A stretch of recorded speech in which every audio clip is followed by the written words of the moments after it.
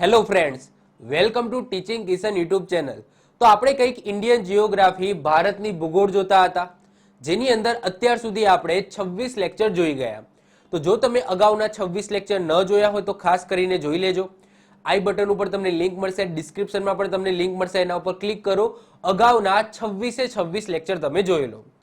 આ છે ભારતની ભૂગોળનો છેલ્લો લેક્ચર, લેક્ચર નંબર 27, જેની અંદર આપણે વાત કરવાની છે ભારતના સંપૂર્ણ સામાજિક ભૂગોળની. ઇંગ્લિશમાં કહીએ તો ઇન્ડિયાઝ સોશિયલ જીઓગ્રાફીની વાત કરવાની છે. હવે આ ટોપિક મોસ્ટ આઈએમપી છે. જો તમારા સિલેબસની અંદર ભારતની ભૂગોળ છે તો આ ટોપિકમાંથી અવારનવાર ક્વેશ્ચનો બનતા હોય છે. હવે સામાજિક ભૂગોળની અંદર શું આવે, તો અહીંયા આપણે વાત કરવાની છે ભારતની વસ્તીની, કે ભાઈ ભારતની વસ્તી સૌથી વધારે ક્યાં છે, ગામડામાં સૌથી વધારે વસ્તી રહે છે કે ભાઈ શહેરમાં સૌથી વધારે વસ્તી રહે છે, વસ્તી ગીચતા કેટલી છે, એટલે કે 1 ચોરસ કિલોમીટરની અંદર કેટલા માણસો રહે છે, તો એને આપણે વસ્તી ગીચતા કહીએ છીએ. વસ્તી વૃદ્ધિ એટલે કે દર વર્ષે અથવા તો દર 10 વર્ષે, કારણ કે વસ્તી ગણતરી છે એ દર 10 વર્ષે થાય છે, તો દર 10 વર્ષે કેટલી પબ્લિક વધે છે આપણા ભારતની અંદર, એમાં રાજ્યોની અંદર પણ કયા રાજ્યની અંદર સૌથી વધારે વસ્તી વૃદ્ધિ થાય છે એ જોઈશું. સાથે સાથે લિટરસીની પણ વાત કરીશું, સાક્ષરતાની વાત કરીશું, કે ભાઈ ભારતની અંદર જે માણસો છે એમાંથી કેટલા ભણેલા ગણેલા છે, કેટલા ભણેલા ગણેલા નથી. તો આ બધા જે ક્વેશ્ચનો છે એના જવાબ શેમાં મળી જાય આપણને, સામાજિક ભૂગોળની અંદર મળી જાય. હવે નિયમ એવો છે કે ભાઈ ભારતની અંદર દર 10 વર્ષે આ વસ્તી ગણતરી કરવામાં આવે છે. તો છેલ્લી જે વસ્તી ગણતરી થઈ છે ને એ 2011 ની અંદર થઈ છે. એના પછી નેક્સ્ટ જે 10 વર્ષ પછી જે વસ્તી ગણતરી થાય એ ક્યારે કરવાની હોય, 2021માં કરવાની હોય. પરંતુ તમને ખબર જ છે 2019-20 જેની અંદર કોરોના જે મહામારી આવી, અને એ મહામારીના પછી 2021માં વસ્તી ગણતરી કરવાની હતી, પરંતુ એને મોકૂફ રાખવામાં આવી, જેનાથી જે માણસોનું જે ઇન્ટરેક્શન થાય છે, ઓબ્વિયસલી હવે વસ્તી ગણતરી થશે તો ડોર ટુ ડોર ફરવું પડશે, કેટલા માણસો છે ઘરની અંદર એ બધું પૂછવું પડશે, એમાં કેટલા ભણેલા ગણેલા છે એ બધી વસ્તુ પૂછવું પડશે. તો એ જે ઇન્ટરેક્શન છે એ ન થાય, એના કારણે આપણે 2021માં જે વસ્તી ગણતરી છે એને મોકૂફ રાખવામાં આવી અને નક્કી કરવામાં આવ્યું કે ભાઈ 2024ની અંદર જે લોકસભાની ચૂંટણી થશે અને નવી સરકાર બનશે, એ નવી સરકાર છે એ વસ્તી ગણતરી કરાવશે, આવું નક્કી કરવામાં આવ્યું. તો જ્યારે હું વિડીયો બનાવું છું ત્યારે અત્યારે જુલાઈ 2024 ચાલે છે, સરકાર નવી બની ગઈ છે, ફરીથી મોદી સાહેબ આવી ગયા છે, પરંતુ હજુ સુધી વસ્તી ગણતરી થઈ નથી.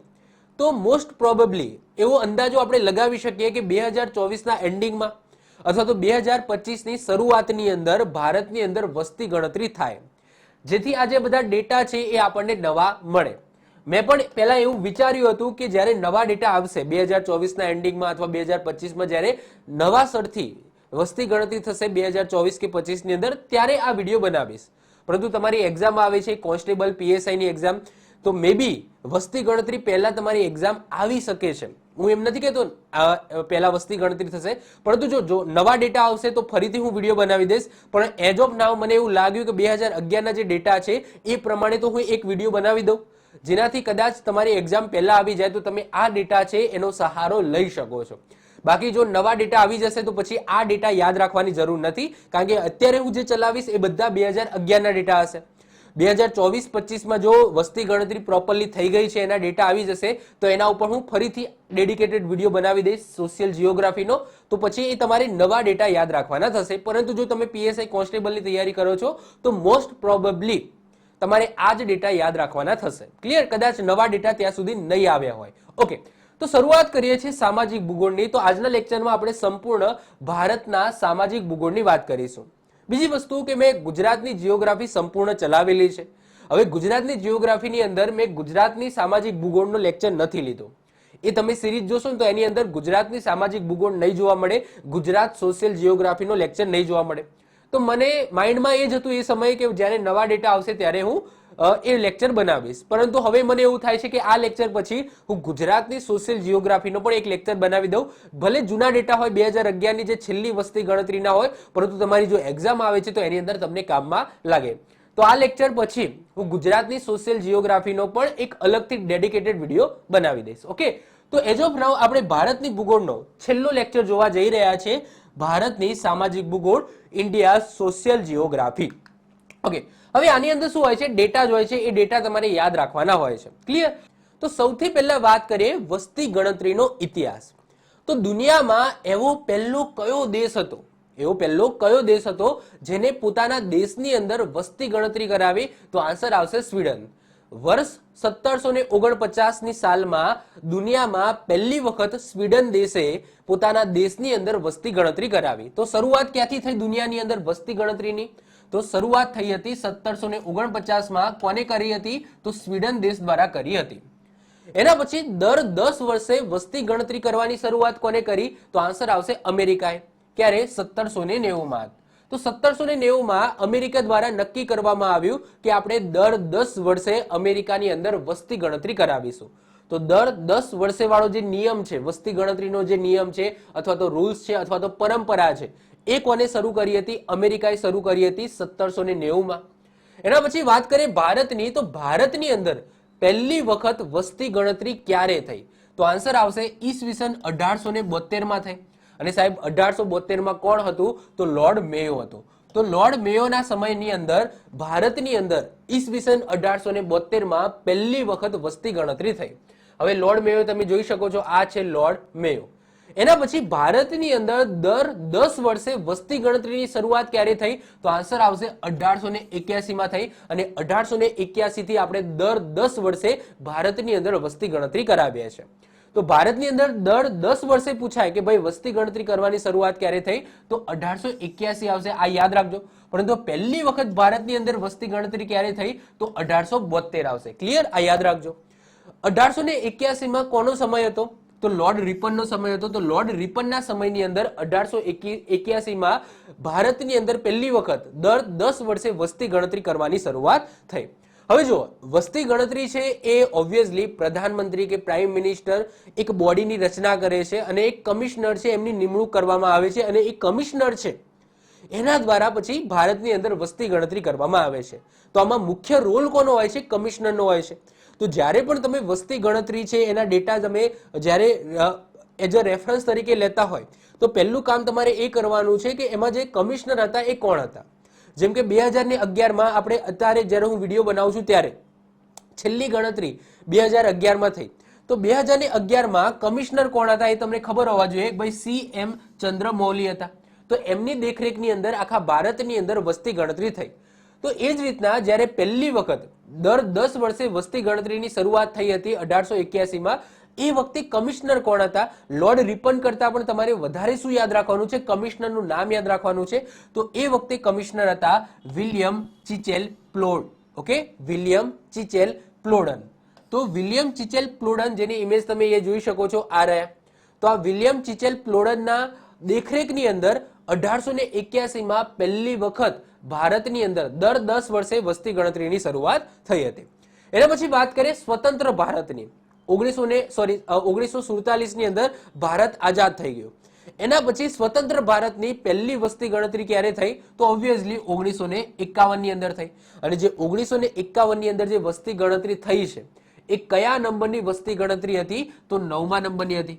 પહેલા નંબરની 1881માં થઈ અને પછી વસ્તી ગણતરી કરતા કરતા ભારત આઝાદ થઈ ગયું 1947માં. અને 1947 પછી સ્વતંત્ર ભારતની પહેલી વખત વસ્તી ગણતરી 1951ની અંદર થઈ, જે 9મા નંબરની વસ્તી ગણતરી હતી. એ વખતે કમિશનર કોણ હતા? તો પહેલી વખત જ્યારે સ્વતંત્ર ભારતની પ્રથમ વસ્તી ગણતરી થઈ તો એ વખતે કમિશનર હતા R.A. ગોપાલાસ્વામી. કોણ હતા? R.A. ગોપાલાસ્વામી હતા. અને ભારતમાં છેલ્લે થયેલ વસ્તી ગણતરી જ્યારે હું વિડીયો બનાવું છું ત્યારે છેલ્લે 2011માં થઈ હતી. હવે તમે ભવિષ્યની અંદર વિડીયો જોતા હોય, મતલબ કે 2024 કે 25ની અંદર તમે વિડીયો જોતા હોય અને એ વખતે વસ્તી ગણતરી થઈ ગઈ છે, તો એ વખતે તમારે જે નવા ડેટા છે એને તમારે રેફરન્સ તરીકે લેવાના છે અને એ વખતે જે કમિશનર હશે એ કમિશનરનું નામ તમારે યાદ રાખવાનું છે. તો ભારતમાં જે છેલ્લે વસ્તી ગણતરી થઈ એ ક્યારે થઈ? 2011માં. અને 2011માં જે વસ્તી ગણતરી થઈ એ કયા નંબરની વસ્તી ગણતરી હતી? તો યાદ રાખજો 15મા નંબરની વસ્તી ગણતરી હતી. 1881 થી ગણીએ તો 15મા નંબરની વસ્તી ગણતરી હતી. અને સ્વતંત્ર ભારતની ગણીએ એટલે કે 1951 થી ગણીએ, આ 1951 ને પહેલી ગણીએ તો એ 7મા નંબરની હતી આ 2011મી વસ્તી ગણતરી. ક્લિયર? આ યાદ રાખજો. અને કમિશનર કોણ હતા? CM ચંદ્રમૌલી હતા. ક્લિયર છે? તો આ તમારે યાદ રાખજો. તો 2024ના એન્ડિંગમાં અથવા 2025ની શરૂઆતમાં જે પણ વસ્તી ગણતરી થશે એ સ્વતંત્ર ભારતની 8મા નંબરની વસ્તી ગણતરી હશે. અને જો ડેટા પ્રમાણે વાત કરીએ 1881 થી ગણીએ તો 2024-25માં જે વસ્તી ગણતરી થશે એ 16મા નંબરની વસ્તી ગણતરી થશે. ક્લિયર? તો આ પહેલા તમે માઇન્ડની અંદર ફિટ કરી લેજો. ઓકે, હવે વાત કરીએ વિશ્વના સંદર્ભમાં ભારત. હવે જો તમારા સિલેબસની અંદર એવું ક્લિયર લખેલું છે કે ભાઈ સામાજિક ભૂગોળ વિશ્વ, ભારત અને ગુજરાતના સંદર્ભમાં. ક્લિયર લખેલું છે, તમે ચેક કરજો તમારા સિલેબસની અંદર કે સામાજિક ભૂગોળ વિશ્વ, ભારત અને ગુજરાતના સંદર્ભમાં. તો તમારે અમુક એવી વસ્તુઓ છે જે તમારે વિશ્વના સંદર્ભમાં પણ ભારતને લઈને સમજવાની થશે.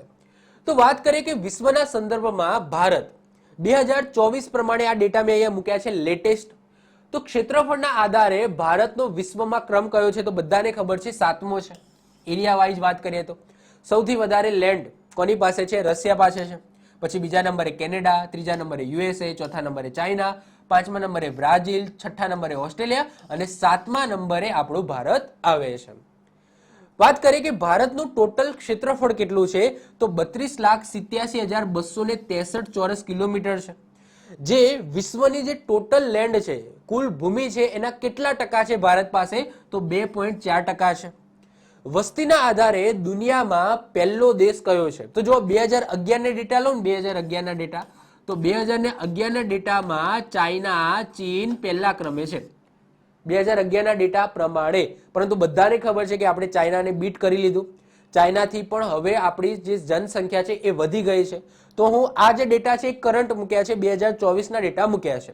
તો વસ્તીના આધારે દુનિયામાં પ્રથમ દેશ કયો છે જેમાં દુનિયામાં સૌથી વધારે વસ્તી પબ્લિક કયા દેશમાં છે? તો આપણા ભારતની અંદર છે. અને આ ડેટા મેં લેટેસ્ટ મૂક્યા છે, 2024ના મૂક્યા છે. પરંતુ તમે જો 2011ના ડેટાને પ્રિફર કરો તો હજુ ચાઇના છે એ પહેલા ક્રમે છે. ઓકે, પરંતુ આ વસ્તુ એવી છે કે આપણે લેટેસ્ટ પકડવું પડે. અને ભારતનું ટોટલ અત્યારે વસ્તીની વાત કરીએ તો કેટલી છે? તો 141 કરોડ છે, અંદાજિત 141 કરોડ છે.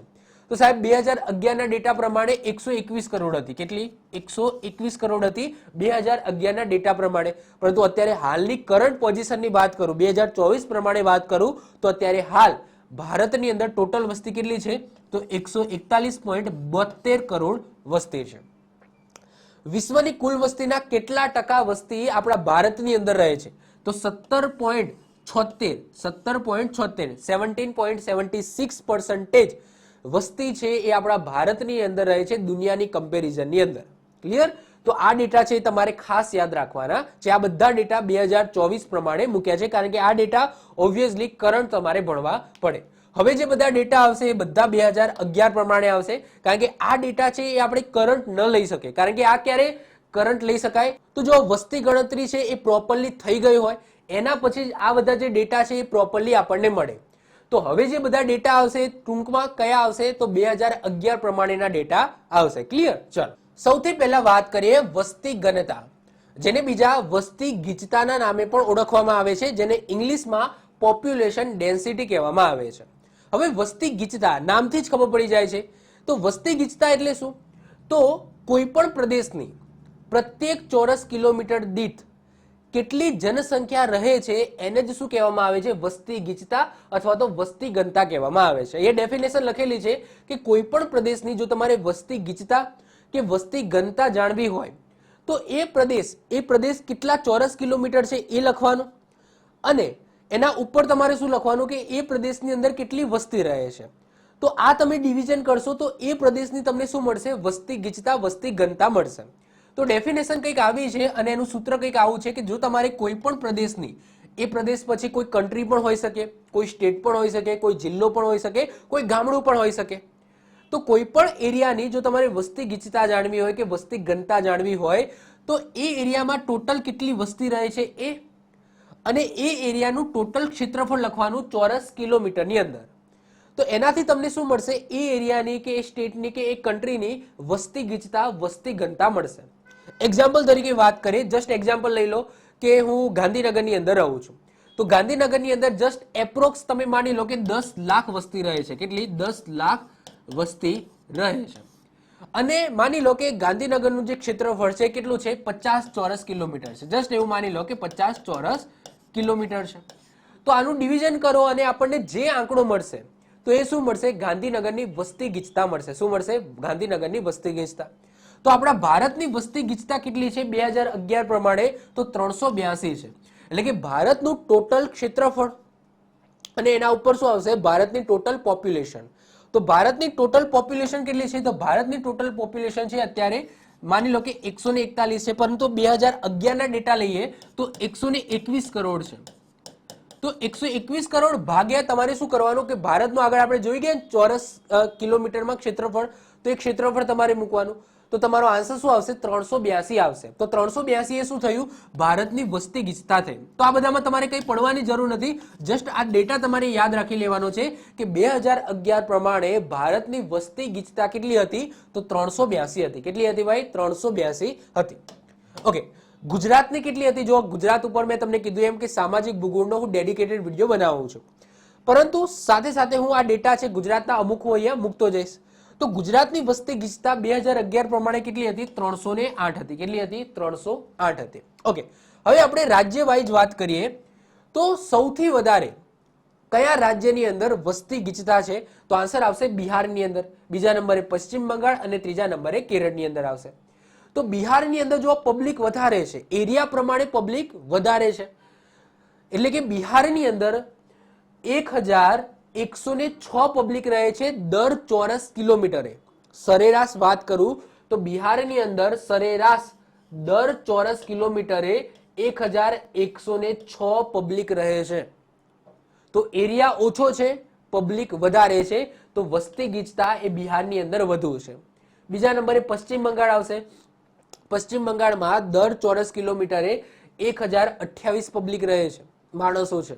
અને કેરળ એ ત્રીજા નંબરે આવશે. હું દરેક સેગમેન્ટની અંદર 3 મૂકીશ, પહેલા 3 મૂકીશ, પરંતુ તમારે યાદ ખાલી પહેલો જ રાખવાનો છે.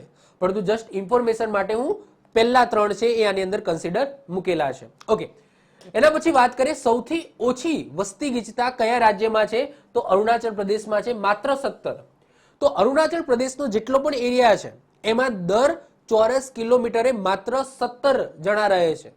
એવરેજની વાત કરીએ છીએ, એટલે કે એવું હોઈ શકે છે કે અરુણાચલ પ્રદેશ અહીંયા છે આટલો, તો આ રીતના એને દર ચોરસ કિલોમીટરમાં આ રીતના એને ડિવાઈડ કરીએ તો માની લો કે આ ચોરસ કિલોમીટરમાં કોઈ રહેતું ના હોય, આમાં પણ કોઈ ના રહેતું હોય, પરંતુ અહીંયા સમજી લો કે 100 પબ્લિક રહેતી હોય આ ચોરસ કિલોમીટરની અંદર, તો અહીંયા એવરેજ પબ્લિકની વાત થાય છે. આઈ હોપ તમે સમજી શકતા હશો. તો અરુણાચલ પ્રદેશમાં દર ચોરસ કિલોમીટરે તમને 17 પબ્લિક જોવા મળશે, વસ્તી ગીચતા 17 જોવા મળશે. બીજા નંબરે મિઝોરમ છે 52 અને સિક્કિમ છે એ ત્રીજા નંબરે છે. પરંતુ અરુણાચલ પ્રદેશ આપણે યાદ રાખીશું અને અહીંયા આપણે બિહાર યાદ રાખીશું. એના પછી આવી જાઓ કેન્દ્ર શાસિત પ્રદેશની અંદર. તો કેન્દ્ર શાસિત પ્રદેશની અંદર એટલે કે જેને યુનિયન ટેરિટરી કહેવામાં આવે છે, તો યુનિયન ટેરિટરીમાં સૌથી વધારે વસ્તી ગીચતા ક્યાં છે? તો બધાને ખબર છે દિલ્હીમાં. દિલ્હીમાં તમે જુઓ 11,000 કેટલી? 11,320 પબ્લિક રહે છે દર ચોરસ કિલોમીટરે. એટલે કે જો દિલ્હી છે ને એ દિલ્હીમાં કોઈ એવો ખાસ પહાડી વિસ્તાર નથી અથવા તો કોઈ એવી મેદાનો નથી. ઓકે, દિલ્હી છે એ એકદમ ગીચ વિસ્તાર છે. હવે તમે જુઓ કે અહીંયા વાત થઈ છે અરુણાચલ પ્રદેશમાં, તો અરુણાચલ પ્રદેશમાં જેટલું સ્ટેટ છે એમાંથી અમુક જગ્યાએ પહાડી વિસ્તાર હશે, તો ઓબ્વિયસલી પહાડી વિસ્તારમાં કોઈ રહેવાનું નથી. તો તમે સમજી શકો છો ને. તો અહીંયા દિલ્હી છે, દિલ્હી એકદમ પ્લેન છે, તો ત્યાં તમને દર ચોરસ કિલોમીટરે 11,320 પબ્લિક જોવા મળશે. પછી ચંદીગઢ છે બીજા નંબરે છે 9,258 અને પુડુચેરી છે એ ત્રીજા નંબરે છે 2,547. અને સૌથી ઓછા યુનિયન ટેરિટરીમાં વાત કરીએ તો અંદમાન નિકોબાર, જેમાં દર ચોરસ કિલોમીટરે 46 પબ્લિક રહે છે. પછી દાદરા નગર હવેલી 700 અને લક્ષદ્વીપ ઉપર 2,149 રહે છે. તો આ યુનિયન ટેરિટરીનું છે અને આ સ્ટેટનું છે. આ રીતના હું બંને ચલાવીશ, યુનિયન ટેરિટરી પણ ચલાવીશ અને સ્ટેટ બાય સ્ટેટ પણ ચલાવીશ. ક્લિયર? તો આ થઈ ગઈ તમારી વસ્તી ગણતા. ઓકે, એના પછી આવે છે નેક્સ્ટ વસ્તી વૃદ્ધિ દર એટલે કે પોપ્યુલેશન ગ્રોથ રેટ. તો પોપ્યુલેશન ગ્રોથ રેટ એટલે કે વસ્તી વૃદ્ધિ દર આપણે કોને કહીશું? તો વસ્તીમાં વધુ કે ઓછા થયેલા ફેરફારને જો ટકાવારીની અંદર બતાવવામાં આવે તો એને શું કહેવામાં આવે છે? વસ્તી વૃદ્ધિ દર કહેવામાં આવે છે. એટલે કે કોઈ એરિયા છે એ કોઈ એરિયાની અંદર દર 10 વર્ષે, કારણ કે 10 વર્ષે જ કન્સિડર કરીશું, કારણ કે દર 10 વર્ષે જ વસ્તી ગણના થાય છે, તો દર 10 વર્ષે એ એરિયાની અંદર કેટલી પબ્લિક વધી અથવા તો કેટલી ઘટી, જો એને ટકાવારીમાં બતાવવામાં આવે તો એને શું કહેવામાં આવે છે? વસ્તી વૃદ્ધિ દર કહેવામાં આવે છે, એટલે કે પોપ્યુલેશન ગ્રોથ રેટ કહેવામાં આવે છે. તો કઈ રીતના આપણે સમજી શકીએ અથવા તો કઈ રીતના છે એ આપણને ખબર પડશે? તો જો તમારે કોઈ પણ એરિયાની વસ્તી વૃદ્ધિ દર જાણવી હોય તો તમારે છેલ્લી, કારણ કે ઓબ્વિયસલી દર 10 વર્ષે એની ગણના થાય છે, તો છેલ્લી 2 ગણના છે એનો ડિફરન્સ લેવાનો થશે અને ભાગ્યા 2001 એટલે કે જે પહેલા નંબરે હતી, મતલબ કે જે તમે ડિફરન્સ લો છો તો એ તમારે નીચે અહીંયા ડિવાઈડ કરવો પડશે. આ કંઈક સૂત્ર આવું છે, આપણે નફાખોટની અંદર જોયું હતું ને કે ભાઈ નફો તમારે શોધવો હોય, એક્ઝામ્પલ તરીકે નફો શોધવો હોય તો શું કરશો તમે? તો વેકી માઇનસ મૂકી ભાગ્યા શું કરો છો? મૂકી કરો છો કે નહીં? આવું કરો છો કે નહીં? વેકી માઇનસ મૂકી ભાગ્યા મૂકી, એટલે કે નફો અને ખોટ છે એ હંમેશા મૂળ કિંમત ઉપર શોધાય, બધાને ખબર છે. તો એવી જ કંઈક વસ્તુ અહીંયા છે. તો 2011 ની વસ્તી માઇનસ 2001 ની વસ્તી ભાગ્યા 2001 ની વસ્તી, એટલે કે જ્યારે પણ 2001 ની કેમ નીચે લખે? કારણ કે જે વસ્તી ગણતરી છે એનો બેઝ કયો હશે? તો જે પહેલી હશે એના કમ્પેરિઝનમાં ગણવામાં આવશે. એક્ઝામ્પલ તરીકે વાત કરીએ કે 2001 ની અંદર કોઈ એરિયાની અંદર 10 લાખ વસ્તી હતી, એ 2011 માં કેટલી થઈ ગઈ? માની લો કે 20 લાખ થઈ ગઈ. કેટલી થઈ ગઈ? 20 લાખ થઈ ગઈ. તો આ જે ડિફરન્સ આવે 10 લાખનો એ કોના ઉપર આવ્યો? તો ઓબ્વિયસલી 2001 માં જે વસ્તી ગણતરી છે એના ઉપર આવ્યો. તો આપણો બેઝ કયો છે? તો આ છે આપણો બેઝ. આપણે અહીંયા લખ્યું કે ભાઈ 20 લાખ છે, પરંતુ જે ડિફરન્સ આવ્યો છે 10 થી 20 એનો બેઝ શું છે? તો આ 10 લાખ છે. તો 10 લાખ એ નીચે આપણે મૂકવાના થશે. તો આનું આપણે ગણતરી કરીએ તો કેવું થશે? તો 20 માઇનસ 10, તો ઉપર 20 માઇનસ 10 કરો તો નીચે 10 આવશે અને અહીંયા નીચે 10 આવશે. તો તમારો આન્સર શું આવશે? 1 આવશે. અને આને તમારે જો પર્સન્ટેજની અંદર કન્વર્ટ કરવા હોય તો ગુણ્યા તમારે શું કરવા થશે? 100 કરવાના થશે. તો 100%. કેટલા? 100%નો વધારો થયો એવું તમે કહી શકો છો. ક્લિયર? એટલે આઈ હોપ સો તમને ખ્યાલ આવી ગયો હશે. તો વાત કરીએ કે ભારતમાં 2001 થી 2011 સુધી વસ્તી વૃદ્ધિ દર કેટલો હતો? તો 17.64% પ્લસ. એટલે કે તમે કહી શકો કે ભારતની અંદર 2001 થી લઈને 2011 સુધી કેટલી પબ્લિક વધી? તો 17.64% પબ્લિક વધી છે. ક્લિયર? 2011 પ્રમાણે. હવે વાત કરીએ ગુજરાતની, તો ગુજરાતનો વસ્તી વૃદ્ધિ દર કેટલો રહ્યો હતો 2011 ના ડેટા પ્રમાણે? 19.17%. એટલે કે ગુજરાતની પબ્લિક 2001 થી લઈને 2011 સુધી કેટલા ટકા વધી? તો 19.17% વધી. હવે સ્ટેટ વાઇઝ વાત કરીએ તો સૌથી વધારે વસ્તી વૃદ્ધિ દર કયા સ્ટેટની અંદર રહ્યો? તો મેઘાલયની અંદર રહ્યો. મેઘાલયમાં 2001 થી લઈને 2011 સુધી કેટલા ટકા પબ્લિક વધી છે? તો 27.9% વધી છે. બીજા નંબરે અરુણાચલ પ્રદેશ 26% અને ત્રીજા નંબરે બિહાર છે 25.4%. સૌથી ઓછી વસ્તી વૃદ્ધિ દર કયા રાજ્યમાં રહ્યો? તો નાગાલેન્ડની અંદર રહ્યો, માઇનસમાં છે. એટલે કે 2001 થી લઈને 2011 માં તમે જુઓ તો 2001 કરતા 2011 માં પબ્લિક ઓછી થઈ છે. કેટલી? 0.6% ઓછી થઈ છે. પછી કેરળ છે એમાં 4.9%નો વધારો થયો અને ગોવાની અંદર 8.2%નો વધારો થયો. એ જ રીતના આપણે યુનિયન ટેરિટરીની વાત કરીએ તો દાદરા નગર હવેલીની અંદર સૌથી વધારે વસ્તી વૃદ્ધિ દર વધ્યો. કેટલો? 55.9%. તો દાદરા નગર હવેલી અંદર 55.9% વસ્તી વૃદ્ધિ દર જોવા મળે. એના પછી દીવ દમણ આવશે બીજા નંબરે 53.8% અને પુડુચેરી 28.1%. સૌથી ઓછી વસ્તી વૃદ્ધિ યુનિયન ટેરિટરીમાં વાત કરીએ તો લક્ષદ્વીપમાં માત્ર 6.3% વધી છે, અંદમાન નિકોબારમાં 6.9% અને ચંદીગઢની અંદર 17.2% વસ્તી વૃદ્ધિ જોવા મળે છે. અને ગુજરાતની મેં વાત કરી લીધી એમ 19.17%. બીજી વસ્તુ હું તમને અહીંયા ક્લિયર કરી દઉં છું કે જો 2011 ની અંદર જમ્મુ કાશ્મીર છે એ એઝ અ સ્ટેટ હતું, અત્યારે યુનિયન ટેરિટરીમાં છે પરંતુ એ સમયે એઝ અ સ્ટેટ હતું, તો અહીંયા સ્ટેટની અંદર કન્સિડર કરવામાં આવશે. ક્લિયર? કારણ કે જો એના પછી લદ્દાખ છે અલગ થયું, જમ્મુ કાશ્મીર છે અલગ થયું, બંને અલગ અલગ યુનિયન ટેરિટરી બને, તો એ વખતેના ડેટા એવા છે જ નહીં. ઓકે, એ વખતે તો સ્ટેટ બાય સ્ટેટના હતા, તો એ વખત સમગ્ર જમ્મુ કાશ્મીર છે એને કન્સિડર કરીને ડેટા કાઢવામાં આવ્યા હતા. ક્લિયર? એ વખતે પછી એવું નતું કે ભાઈ જમ્મુ કાશ્મીરના અલગ કાઢ્યા, લદ્દાખના અલગ કાઢ્યા, કારણ કે એ વખતે એક જ સ્ટેટ ગણાતું હતું. તો અત્યારે પણ જે ડેટા આવશે 2011 પ્રમાણે એ એઝ અ જમ્મુ કાશ્મીરને સ્ટેટ ગણીને જ લખેલા હશે. ક્લિયર, યુનિયન ટેરિટરીની અંદર તમને નહીં જોવા મળે. ક્લિયર, ચલો. એના પછી ત્રીજા નંબરે આવે છે વસ્તીનું વિતરણ, એટલે કે રાજ્યોનું વસ્તીના આધારે ભારતમાં સ્થાન કયું છે, એટલે કે ભારતની અંદર સૌથી વધારે વસ્તી ક્યાં છે, કયા સ્ટેટમાં છે. ઓકે, એવું કહેવા માંગે છે. તો વસ્તીનું વિતરણ એટલે કે પોપ્યુલેશન ડિસ્ટ્રીબ્યુશન, શું કહેવામાં આવે ઇંગ્લિશમાં? પોપ્યુલેશન ડિસ્ટ્રીબ્યુશન કહેવામાં આવે. તો સૌથી વધારે કયા રાજ્યની અંદર પબ્લિક છે? જો વસ્તી ગીચતામાં શું હોય છે કે એરિયા પ્રમાણે પબ્લિક કેટલી રહે છે એને વસ્તી ગીચતા કહીશું. એમાં બિહાર પહેલા ક્રમે છે, એટલે કે બિહાર જોડે જેટલી જમીન છે એના કરતા પોપ્યુલેશન વધારે છે, એટલે કે વસ્તી વધારે છે. જ્યારે અહીંયા આવશે યુપી. યુપી ધેટ્સ મીન્સ કે શું કહેવા માંગે છે કે આખા ભારતની અંદર સૌથી વધારે વસ્તી કયા સ્ટેટમાં છે, કયા રાજ્યમાં છે? તો યુપીમાં છે. કેટલી? 16.51%. એટલે કે ભારતની વસ્તીને 100% તમે માની લો, ભારતની વસ્તીને 100% માની લો, તો આ 100% માંથી 16.51% વસ્તી ક્યાં છે? યુપીની અંદર છે, ઉત્તર પ્રદેશની અંદર છે. બીજા નંબરે મહારાષ્ટ્રની અંદર 9.28%, ત્રીજા નંબરે છે બિહારની અંદર 8.60%. તો અહીંયા તમે ખાસ માઇન્ડમાં રાખજો કે વસ્તી ગીચતાના પ્રમાણે પૂછાય તો બિહાર છે પહેલા ક્રમે આવશે. વસ્તી ગીચતા કઈ રીતના કાઢવામાં આવે છે? એમાં એરિયાનું ફેક્ટર હોય છે, જ્યારે આની અંદર વસ્તી વિતરણની અંદર એરિયાનું ફેક્ટર હોતું નથી. બિહારની અંદર એરિયા પ્રમાણે વસ્તી કેટલી છે એને આપણે વસ્તી ગીચતા કહીશું, જ્યારે અહીંયા યુપીમાં યુપીનો એરિયા કેટલો છે એનાથી કઈ મતલબ જ નથી. જસ્ટ ભારતની કેટલા ટકા પબ્લિક યુપીમાં રહે છે એનાથી મતલબ છે, એરિયાથી કઈ લેવા દેવા નથી. તો યુપીની અંદર 16.51% પબ્લિક રહે છે. એ રીતના સૌથી ઓછાની વાત કરીએ તો સિક્કિમની અંદર સૌથી ઓછી વસ્તી રહે છે આખા ભારતની. કેટલી છે? માત્ર 0.05% છે. એના પછી મિઝોરમ આવશે બીજા નંબરે 0.09%, ત્રીજા નંબરે અરુણાચલ પ્રદેશ આવશે 0.11%. એ જ રીતના યુનિયન ટેરિટરીની વાત કરીએ તો દિલ્હીની અંદર સૌથી વધારે વસ્તી રહે છે યુનિયન ટેરિટરીની અંદર વાત કરીએ તો.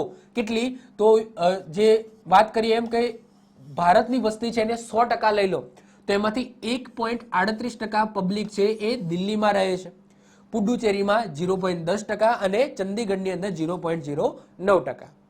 લક્ષદ્વીપની અંદર વાત કરીએ, સૌથી ઓછી વસ્તી રહેતી હોય એવા યુનિયન ટેરિટરીની વાત કરીએ તો એમાં લક્ષદ્વીપ પહેલા ક્રમે છે, માત્ર 0.01% પબ્લિક, ભારતની 0.01% પબ્લિક છે લક્ષદ્વીપમાં રહે છે.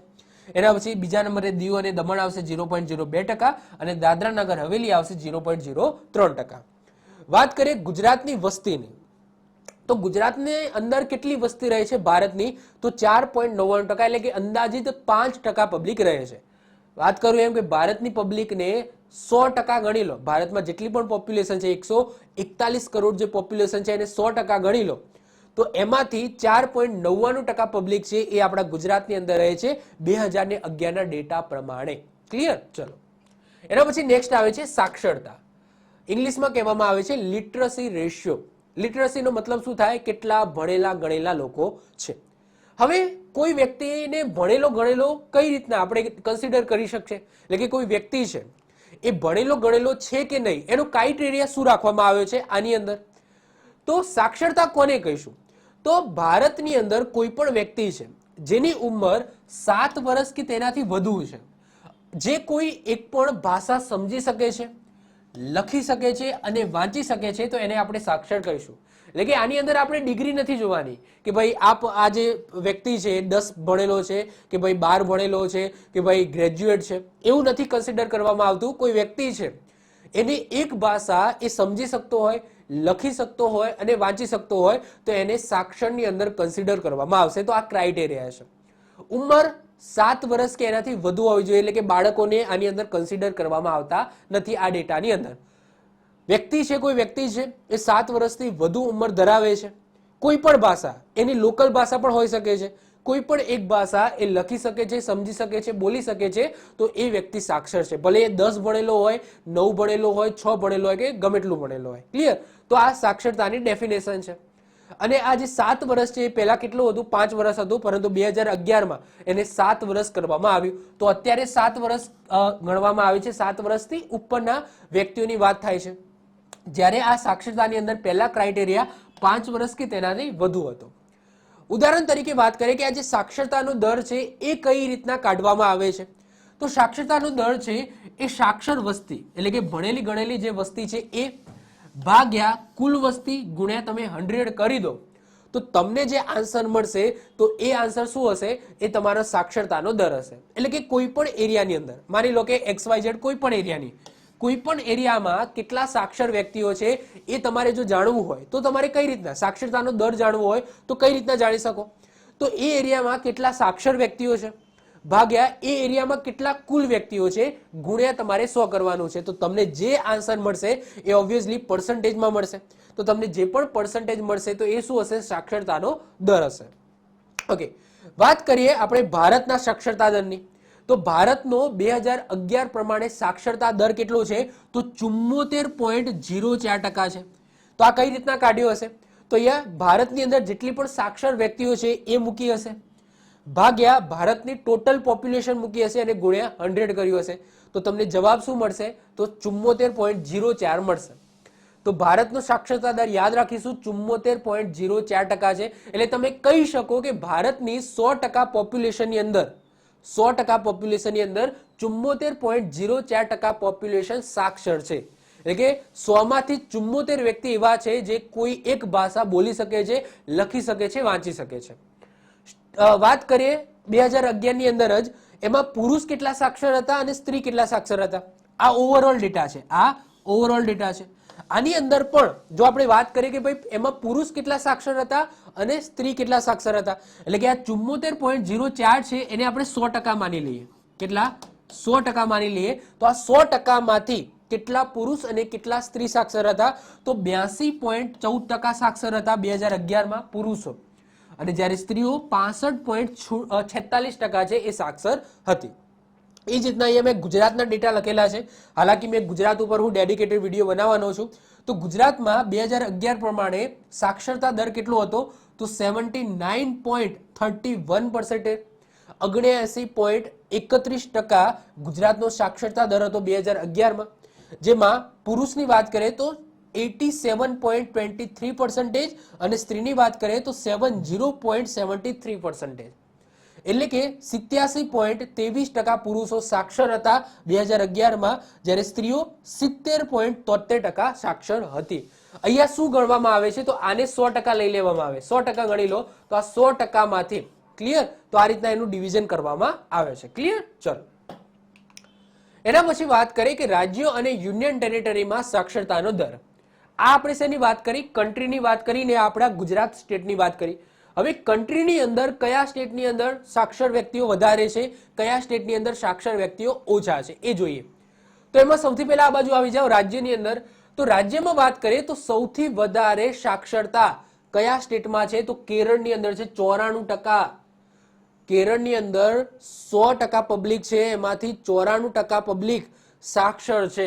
એમાં પુરુષો અને સ્ત્રીની વાત કરીએ તો કેરળની અંદર જેટલા પણ પુરુષો છે માની લો કે 100% પુરુષો છે. કેટલા? 100% પુરુષો. તો એમાંથી 96.8% પુરુષો છે એ સાક્ષર છે અને સ્ત્રીઓની વાત કરીએ કે 100% સ્ત્રીઓ છે 100% સ્ત્રીઓ છે એમાંથી 92.1% સ્ત્રીઓ છે એ સાક્ષર છે.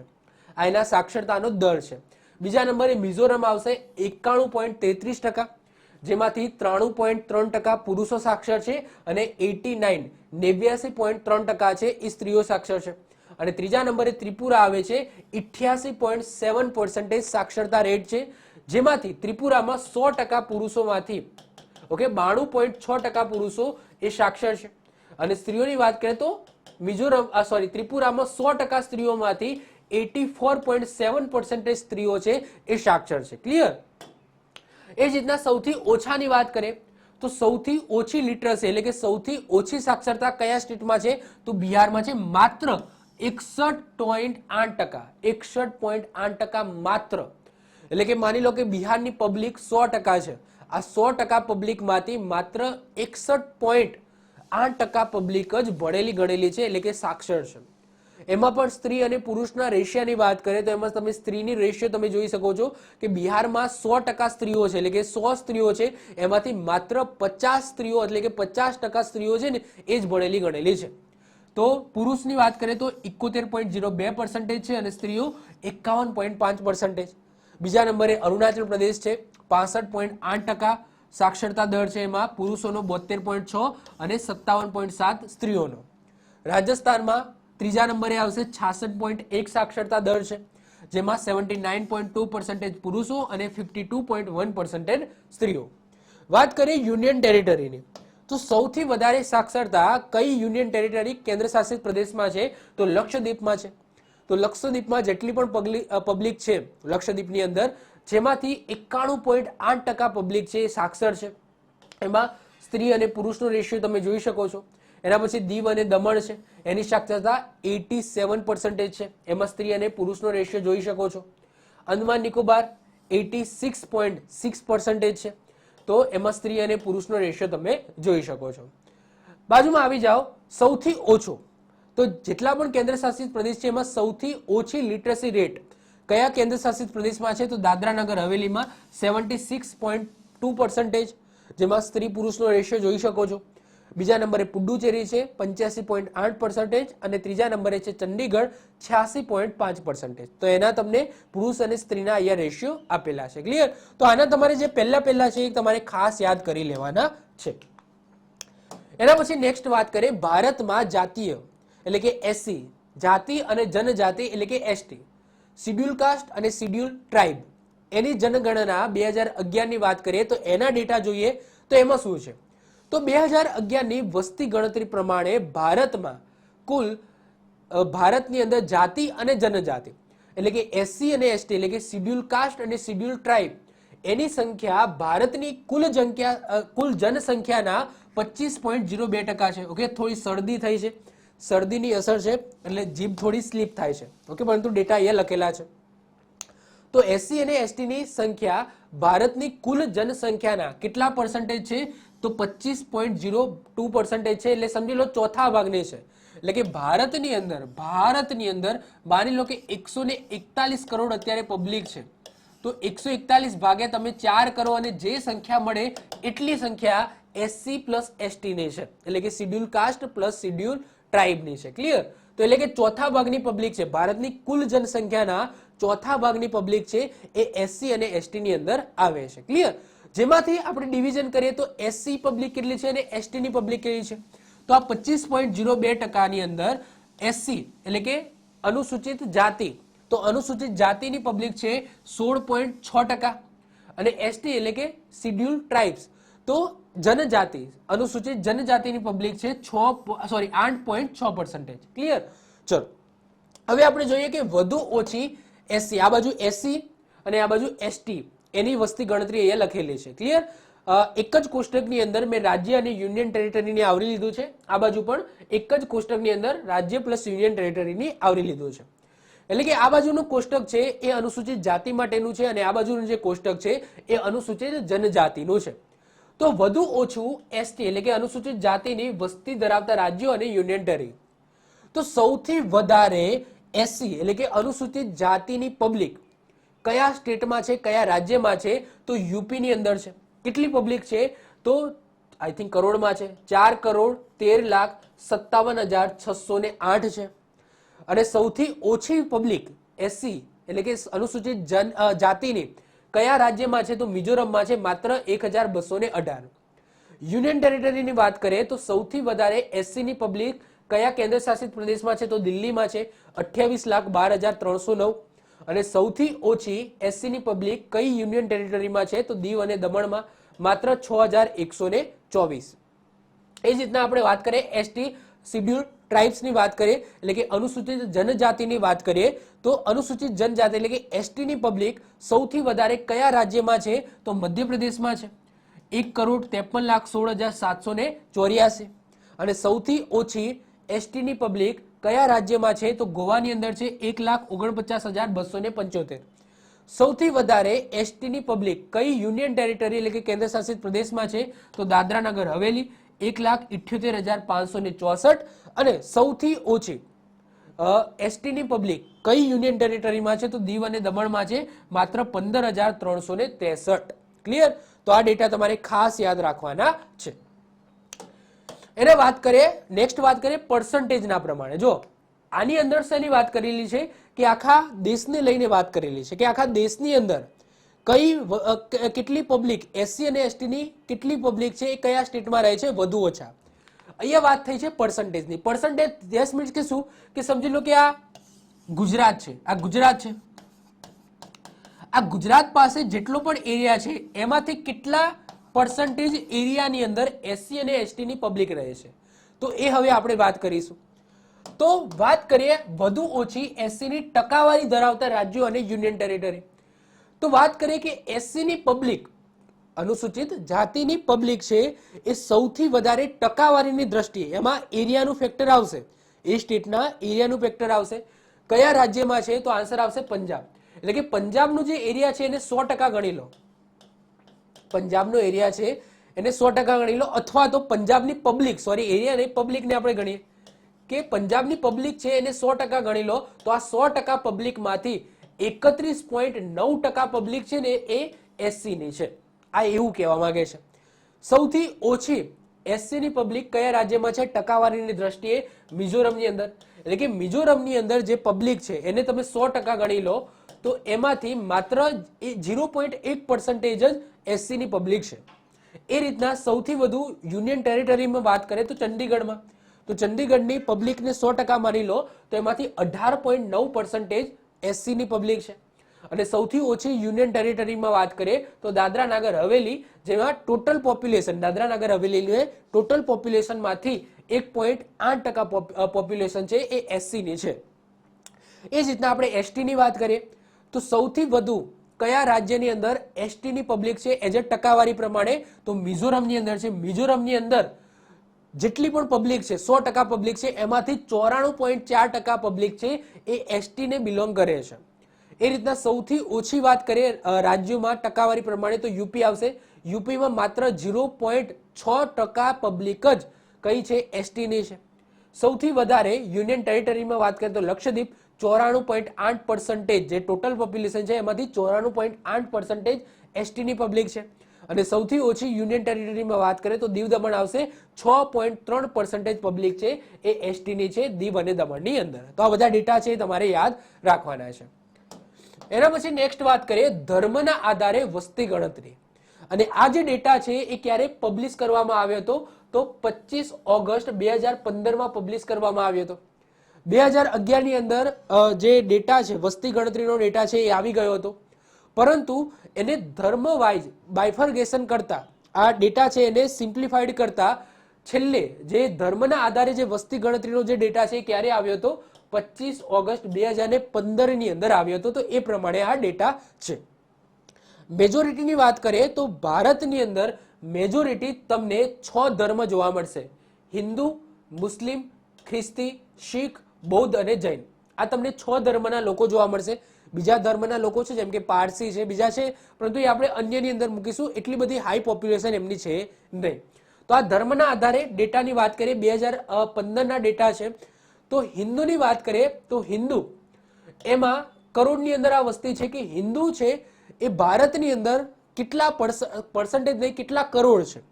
તો 96.63 કરોડ પબ્લિક છે હિન્દુ ધર્મની. પર્સન્ટેજમાં વાત કરીએ તો ભારતની ટોટલ પોપ્યુલેશન છે એને 100% માની લો તો એમાંથી 79.8% છે એ હિન્દુ પોપ્યુલેશન છે. વૃદ્ધિ દરની વાત કરીએ તો 2001 થી લઈને 2011 સુધી હિન્દુ ધર્મના લોકો છે એની પોપ્યુલેશન કેટલા ટકા વધી? તો 16.8% વધી. અને જાતિ પ્રમાણની વાત કરીએ, જો કે જાતિ પ્રમાણ હજુ આવશે. જાતિ પ્રમાણ કોને કહીશું? તો 1000 પુરુષો દીઠ 1000 પુરુષો દીઠ કેટલી મહિલાઓ છે તો એને જાતિ પ્રમાણ કહેવામાં આવે. તો હિન્દુ ધર્મની વાત કરીએ તો હિન્દુ ધર્મની અંદર 1000 પુરુષો દીઠ મહિલાઓની સંખ્યા 931 છે. મુસ્લિમ ધર્મની વાત કરીએ તો મુસ્લિમ ધર્મ એની વસ્તી કેટલી છે ભારતની અંદર 2015ના ડેટા પ્રમાણે 17.22 કરોડ છે. વાત કરીએ ટકાવારી પ્રમાણે તો ટકાવારી પ્રમાણે વાત કરીએ તો ભારતની ટોટલ પોપ્યુલેશન 100% છે એમાંથી 14.23% છે એ મુસ્લિમ ધર્મની છે.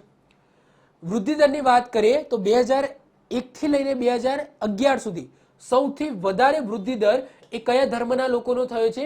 મુસ્લિમ ધર્મના લોકોનો 24.6%. એટલે કે એમની પબ્લિક છે એ 10 વર્ષની અંદર 24.6% વધી છે. તો એક્ઝામની અંદર પૂછાય કે કયા ધર્મનો વસ્તી વૃદ્ધિ દર છે એ વધારે હતો? તો આ બધા જે 6 ધર્મ છે એમાંથી મુસ્લિમ ધર્મ આન્સર આવશે. અને જાતિ પ્રમાણની વાત કરીએ તો મુસ્લિમ ધર્મની અંદર 1000 પુરુષોએ 936 સ્ત્રીઓ છે. 2015 નો ડેટા છે. ખ્રિસ્તીની વાત કરીએ તો ખ્રિસ્તી આપણા ભારતની અંદર 2.78 કરોડ છે. પોપ્યુલેશનની વાત કરીએ તો ભારતની ટોટલ જનસંખ્યાના 2.30% પોપ્યુલેશન ખ્રિસ્તી ધર્મની છે. વૃદ્ધિ દરની વાત કરીએ તો 15.5% એમનો વૃદ્ધિ દર રહ્યો છે. અને એમાં તમે જોશો કે મહિલાઓની સંખ્યા પુરુષો કરતા વધારે છે, એટલે કે 1000 પુરુષો દીઠ મહિલાઓની સંખ્યા 1006 હશે. શીખ ધર્મની વાત કરીએ, શીખ ધર્મની પોપ્યુલેશન 2 કરોડની આજુબાજુ છે. ટકાવારીની વાત કરીએ તો 1.72% શીખ પોપ્યુલેશન છે. વસ્તી વૃદ્ધિની વાત કરીએ તો 8.4% એમની વસ્તી વૃદ્ધિ દર રહ્યો છે. અને જાતિ પ્રમાણની વાત કરીએ તો બહુ ઓછું તમને જોવા મળશે, એટલે કે 1000 પુરુષો દીઠ એમાં મહિલાઓની સંખ્યા 893 છે. બૌદ્ધ ધર્મની વાત કરીએ તો બૌદ્ધ ધર્મની પબ્લિક ઓકે 0.84 કરોડ એમની પબ્લિક છે. એટલે તમે કહી શકો કે 80 લાખની આજુબાજુ એમની પબ્લિક છે. ટકાવારીની વાત કરીએ તો 0.7% ટોટલ ભારતની અંદર એમની પોપ્યુલેશન છે. વસ્તી વૃદ્ધિ દર 6.1% રહ્યો હતો અને 953 એમનું જાતિ પ્રમાણ છે. જૈન ધર્મની વાત કરીએ તો અંદાજિત 45 લાખની આજુબાજુ જૈન ધર્મને માનતા હોય એવા લોકો છે, જૈન ધર્મના લોકો છે. વાત કરીએ ટકાવારી પ્રમાણે તો 0.37% જૈન ધર્મની પોપ્યુલેશન છે ભારતની અંદર. વસ્તી વૃદ્ધિ દર 5.4% રહ્યો હતો અને એમનું જાતિ પ્રમાણ 940% છે. અન્ય ધર્મની વાત કરીએ કે આ 6 ધર્મ સિવાયના બીજા અન્ય ધર્મો જે નાના નાના ધર્મો છે એની વાત કરીએ તો વસ્તીની વાત કરીએ તો 0.79% છે. એમની ટકાવારી 0.7% છે અને એમની જે જાતિ પ્રમાણ છે એ અંદાજિત 992 છે, એટલે કે 1000 પુરુષો દીઠ મહિલાઓ કેટલી છે 992 છે. અને એક વર્ગ એવો છે જે ધર્મને નથી માનતો, તો એ પણ આની અંદર કન્સિડર કર્યો છે. તો એમની પોપ્યુલેશન અંદાજિત 29 લાખની આજુબાજુ છે. ટકાવારીની વાત કરીએ તો 0.2% એવી પોપ્યુલેશન છે. ક્લિયર? તો આ ડેટા તમારી સામે અહીંયા મૂકેલા છે, જે ક્યારે જારી કરવામાં આવ્યા હતા? 25 ઓગસ્ટ 2015 જારી કરવામાં આવ્યા હતા. હવે આમાંથી જે બે મુખ્ય ધર્મ છે એટલે કે હિન્દુ અને મુસ્લિમ, એમના ડેટા જોઈ લઈએ સ્ટેટ વાઇઝ. જો આ બધા જે ધર્મ છે એમાં કંઈ જોવાનું થતું નથી, પરંતુ જે બે મુખ્ય ધર્મ છે આપણા ભારતની અંદર, એક હિન્દુ છે અને બીજું મુસ્લિમ છે, તો એના ડેટા છે એ જારી કરવામાં આવ્યા છે. તો હિન્દુ વસ્તી ધરાવતા રાજ્યોની વાત કરીએ તો હિમાચલ પ્રદેશની અંદર 100% પબ્લિક છે, એમાંથી 95.17% પબ્લિક હિન્દુ છે. બીજા નંબરે દાદરા નાગર હવેલી છે 93.93%, ત્રીજા નંબરે ઓડિશા છે 93.63% અને ચોથા નંબરે છત્તીસગઢ છે 93.25%. એ જ રીતના મુસ્લિમ ધર્મ છે એ અપનાવતા હોય અથવા તો મુસ્લિમ ધર્મની જે પબ્લિક છે એ કયા રાજ્યની અંદર વધુ છે? તો લક્ષદ્વીપની અંદર સૌથી વધારે છે 96.58%, જમ્મુ કાશ્મીર બીજા નંબરે આવશે 68.31%, આસામ ત્રીજા નંબરે આવશે 34.22% અને પશ્ચિમ બંગાળ છે ચોથા નંબરે આવશે 27.01%. એના પછી નેક્સ્ટ વાત કરીએ ગ્રામીણ અને શહેરી વસ્તી. હવે ગ્રામીણ અને શહેરી વસ્તી ધેટ્સ મીન્સ કે શું, કે કેટલી પબ્લિક ગામડામાં વસે છે અને કેટલી પબ્લિક છે એ શહેરમાં વસે છે. પરંતુ સાહેબ આપણે નક્કી કઈ રીતના કરી શકીએ કે આ જે વ્યક્તિ છે એ શહેરમાં રહે છે કે ગામડામાં રહે છે? અથવા તો ડેફિનેશન શું છે કે આને આપણે ગામડું કહીશું, આને આપણે શહેર કહીશું? આની ડેફિનેશન શું છે? તો સૌથી પહેલા ડેફિનેશન જોઈએ કે કોને આપણે ગામડાની અંદર કન્સિડર કરીએ છીએ અને કોને આપણે શહેરની અંદર કન્સિડર કરીએ છીએ. તો શહેરી વસ્તી આપણે કોને કહીશું? તો જેમાં ઓછામાં ઓછી વસ્તી 5000ની હોય, જેની ઓછામાં ઓછી 5000ની હોય, એટલે કે ઓછામાં ઓછી 5000 ધેટ્સ મીન્સ કે શું, કે એની પબ્લિક છે, એરિયા છે એની પબ્લિક 5000 કરતા વધારે હોવી જોઈએ.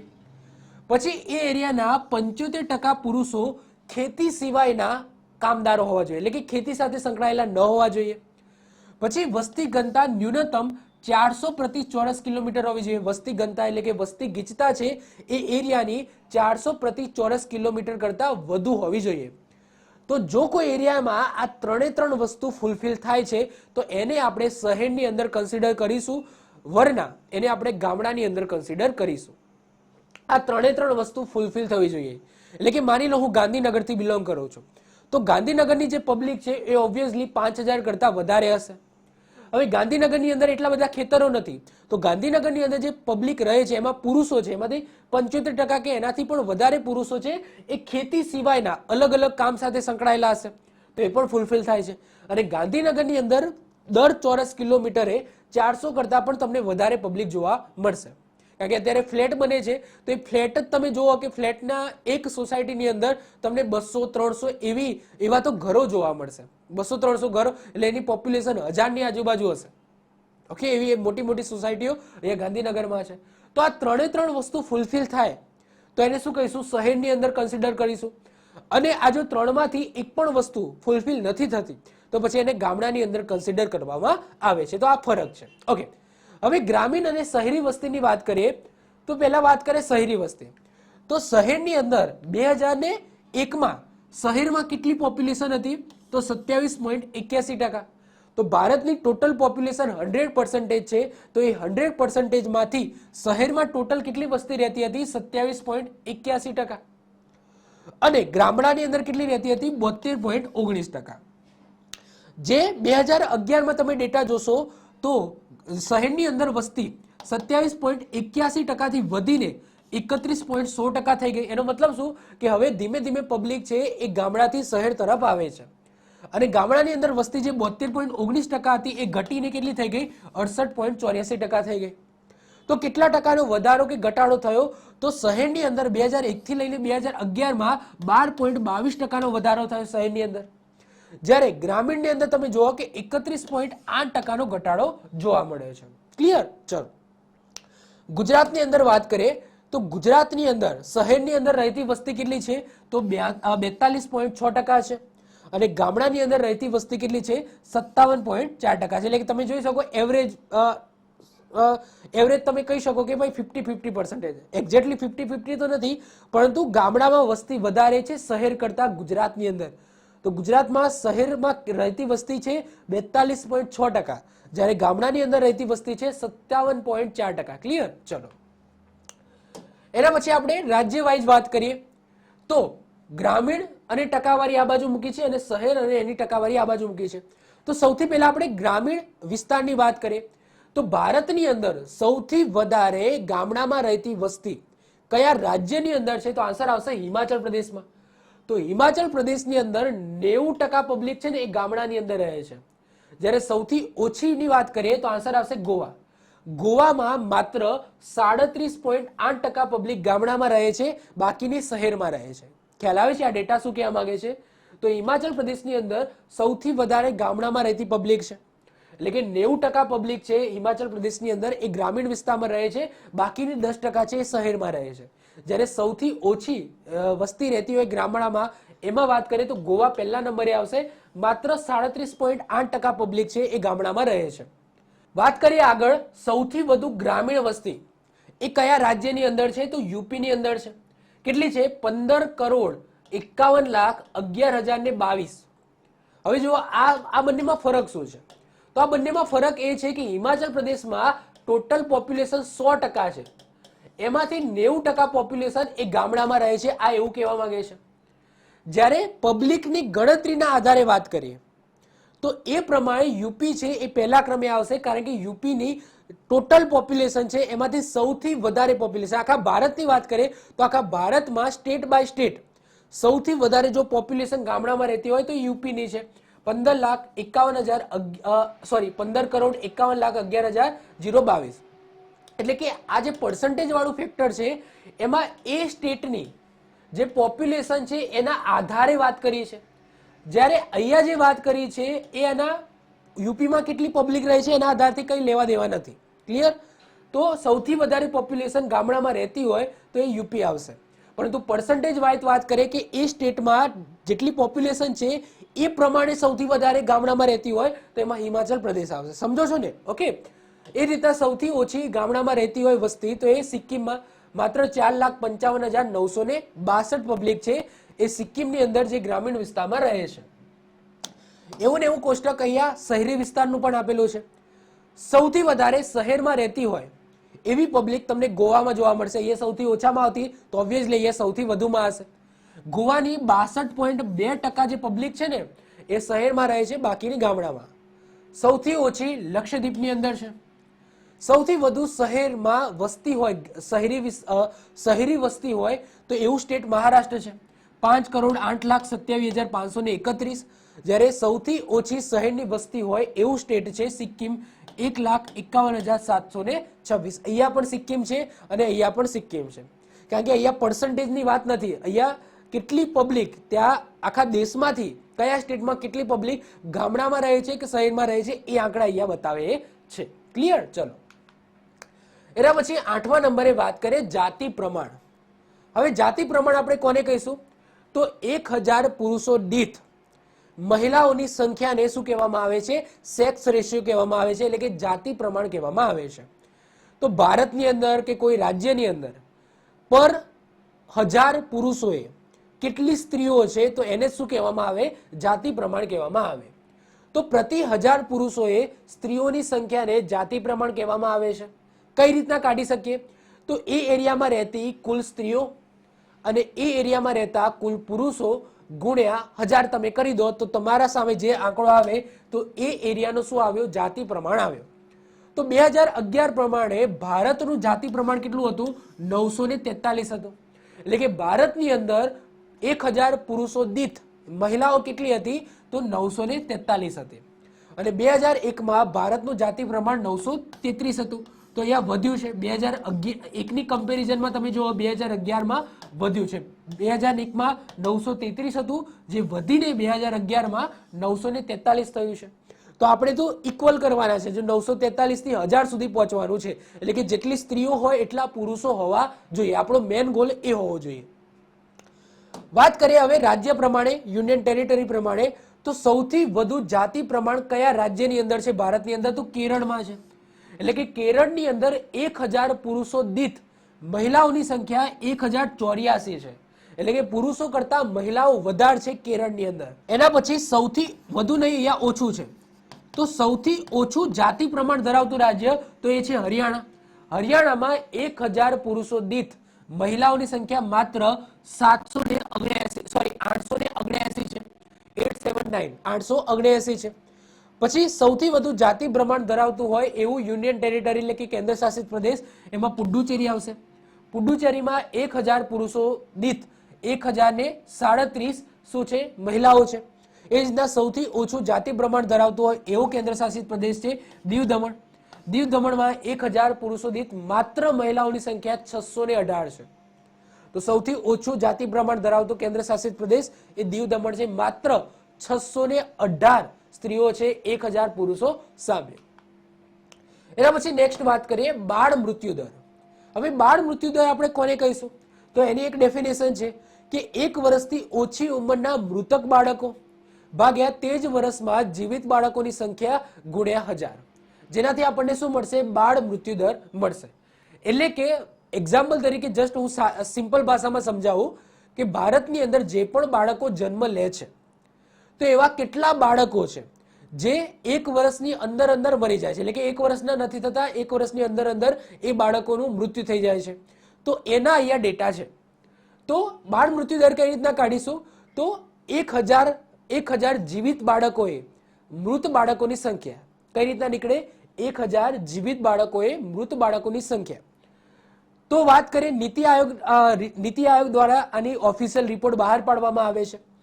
તો 2011ના ડેટાની વાત કરીએ, 2016ના બંને રિપોર્ટની વાત કરીએ તો 2011 પ્રમાણે ભારતનો બાળ મૃત્યુદર કેટલો હતો? 44. આનો મતલબ શું?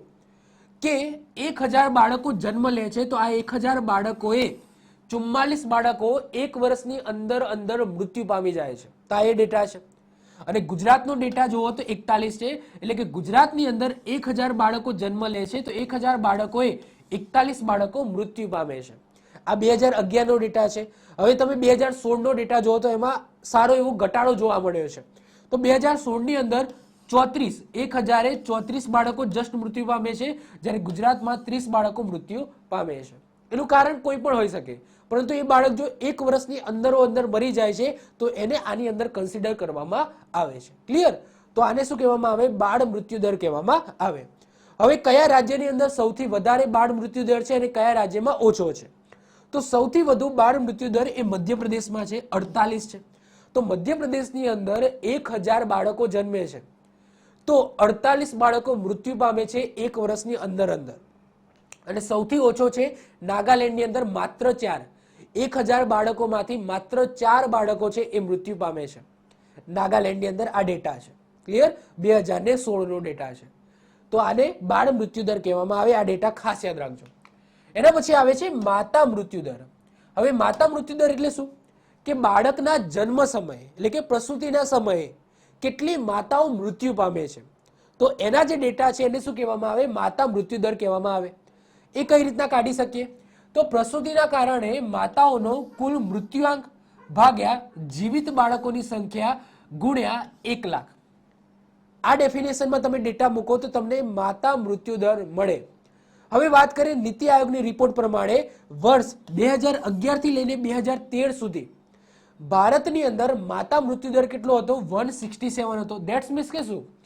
કે 1 લાખ માતાઓ જ્યારે બાળકને જન્મ આપતી હોય, 1 લાખ બાળકો 1 લાખ માતાઓ જ્યારે બાળકોને જન્મ આપતી હોય એમાંથી 167 માતાઓ મૃત્યુ પામે છે. તો આને શું કહેવામાં આવે? માતા મૃત્યુદર કહેવામાં આવે. 1 લાખમાંથી કેટલી માતાઓ? 167 માતાઓ મૃત્યુ પામે છે પ્રસૂતિના સમયે, એટલે કે બાળકને જ્યારે જન્મ થવાનો હોય એ સમય, એ ગાળાની અંદર. ગુજરાતની વાત કરીએ તો 112 હતો 2011-13માં. એના પછી તમે જોઈ શકો છો કે ડેટા ઘટ્યો છે. બહુ સારી બાબત કહેવાય. 2014 થી 16 નો તમે ડેટા જોશો તો 130 થયો છે. 167 માંથી 130 થયો છે. એટલે કે 1 લાખ માતાઓમાંથી 1 લાખ માતાઓ જ્યારે બાળકને જન્મ આપતી હોય એ સમયમાંથી 130 માતાઓ છે મૃત્યુ પામે છે. એનું કારણ ગમે તે હોઈ શકે છે. જ્યારે ગુજરાતમાં 91 આવશે. ડેટા પ્રમાણે વાત કરીએ રાજ્યોની તો સૌથી વધુ માતા મૃત્યુ દર એ શેમાં છે? આસામની અંદર છે. તો આ નેગેટિવ પોઈન્ટ છે. ક્લિયર? તો આસામમાં તમે જુઓ 1 લાખ માતાઓમાંથી બાળકના જન્મ સમયે 237 માતાઓ મૃત્યુ પામે છે. અને સૌથી ઓછો માતા મૃત્યુ દર છે કેરળમાં છે. કેટલો છે? 46 છે. એકદમ ઓછો છે. એટલે કે 1 લાખ માતાઓમાંથી 46 માતાઓ છે એ મૃત્યુ પામે છે. જોકે અહીંયા આપણો ટાર્ગેટ શું હોવો જોઈએ? 0 નો હોવો જોઈએ, કે એક પણ માતા છે મૃત્યુ પામવી ન જોઈએ. એવા ગામડાઓના દરેક ગામડામાં એવી એક ફેસિલિટી તો આપવી જોઈએ કે બાળકનો જન્મ સારી રીતના થઈ શકે, માતાને પણ કોઈ ખતરો ના હોય અને બાળકને પણ કોઈ ખતરો ના હોય. એના પછી છેલ્લે વાત કરીએ કુલ પ્રજનન દર. તો કુલ પ્રજનન દર શું કહીશું?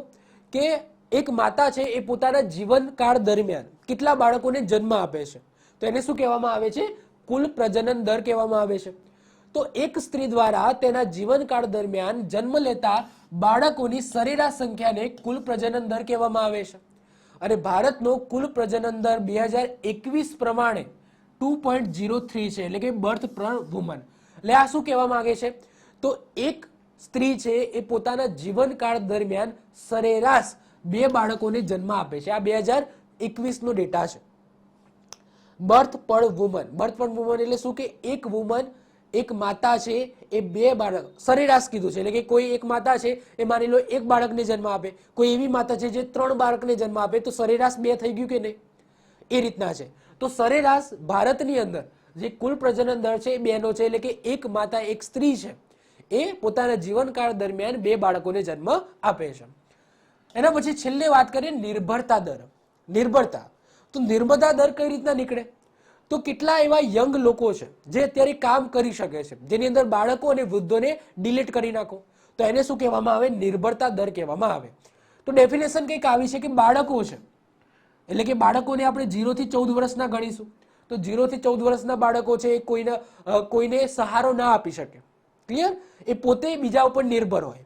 તો બાળકોને આપણે કાઢી નાખીએ અને 65 વર્ષ ઉપરના જે વૃદ્ધો છે એને કાઢી નાખો, ભાગ્યા યુવાન જે કામ કરી શકતા હોય એ 15 થી લઈને 64 વર્ષના, એના ભાગ્યા કરો અને ગુણ્યા 100 કરો.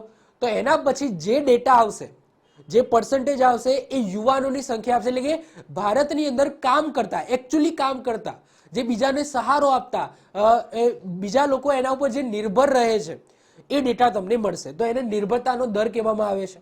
તો 2022 પ્રમાણે નિર્ભરતા દર ભારતની અંદર કેટલો છે? તો 47.5% છે.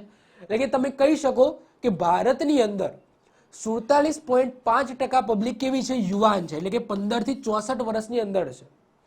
જ્યારે બાકીની જે વધેલી એટલે કે 50%, અંદાજિત તમે કહી શકો 52%, 52-53% જે પબ્લિક છે કેવી હશે? તો બાળકો હશે 0 થી 14 વર્ષના, કાં તો વૃદ્ધો હશે એટલે કે 62 વર્ષ ઉપરના હશે. તો અત્યારે જે જમાનો છે આપણા ભારતની વાત કરીએ તો એમાં યુવાનો વધારે છે, 47.5% યુવાનો જોવા મળશે. તો આ સાથે ભારતની સંપૂર્ણ સામાજિક ભૂગોળ છે અહીંયા પૂર્ણ થાય છે, સંપૂર્ણ સોશિયલ જીઓગ્રાફી છે પૂર્ણ થાય છે. આની અંદર ટોટલી ડેટા છે જે તમારે યાદ રાખવાના છે, બીજું કંઈ સમજાવવાનું આની અંદર થતું નથી. તો આ સાથે આપણો આજનો લેક્ચર અહીંયા પૂર્ણ થાય છે. જો તમને વિડીયો ગમે તો વિડીયોને લાઈક કરી દો, મિત્રો સાથે શેર કરી દો. જો તમે આ ચેનલ પર નવા આવી ગયા હો તો ચેનલને સબસ્ક્રાઇબ કરીને બાજુમાં બેલ આઇકન છે દબાવી દેજો, જેથી કોઈ નવો વિડીયો અપલોડ કરું તેની નોટિફિકેશન તમને મળતી રહે અને તમારો કોઈ પણ વિડીયો મિસ ના થાય. તો મળીશું નેક્સ્ટ લેક્ચરમાં. બાય, ઓલ ધ બેસ્ટ, જય હિન્દ, જય ભારત.